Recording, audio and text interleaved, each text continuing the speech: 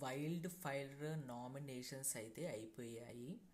ఒక్కరు కాదు, ఒక్కరు వర్సెస్ ఒకరు కాదు. Kalyan versus Demon, Bharani versus Divya, Tanuja versus Emmanuel, Suman versus Tanuja. And ఇక్కడ సర్ప్రైజింగ్ ఎలిమెంట్ ఏంటంటే సుమన్ అన్న మొన్న ఏదైతే క్యాప్టెన్సీ టాస్క్ గురించి ఆ రోజు మాట్లాడలేదు, కానీ ఆ పాయింట్ పట్టుకొని ఈరోజు మాట్లాడాడు అనమాట. ఇదే కనుక ఆ రోజు మాట్లాడుంటే అన్న నీ గ్రాఫ్ కొంచెమన్నా పెరిగేదన్న ఖచ్చితంగా.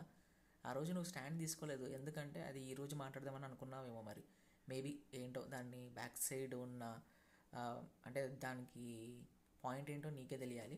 మేబీ కనుక మొన్న మాట్లాడుంటే నీ గురించి నువ్వు స్టాండ్ తీసుకున్నావని చెప్పేసి ఆడియన్స్లో అయినా ఉండేదేమో. సో ఒక్కొక్కరైతే మామూలుగా మాట్లాడలేదు. యాక్చువల్గా ఈరోజు అందరూ వెయిట్ చేసింది ఎందుకు అంటే తనుజ వర్సెస్ దివ్య ఏమైనా ఉంటుందేమో అనుకుంటే వాళ్ళు మంచిగా హ్యాపీగా నామినేట్ చేసుకున్నారు. హ్యాపీగా హగ్ చేసుకొని వెళ్ళి ఎవరి సీట్లో వాళ్ళు కూర్చున్నారు. మిగతా వాళ్ళైతే సీట్లో కూర్చోవడం కాదు, సీట్లు తన్నేశారు. వైల్డ్ ఫైర్ నామినేషన్స్ ఈరోజైతే అయ్యింది. చూడాలి మరి రేపటి నుంచి గేమ్లో ఇంకా ఎలా ఉంటుందో, అందరి మధ్య అండర్స్టాండింగ్ ఎలా ఉంటుందో చూడాలి. మీకేమనిపిస్తుందో కమెంట్స్లో చెప్పండి మీ opinion. Please like, share, subscribe.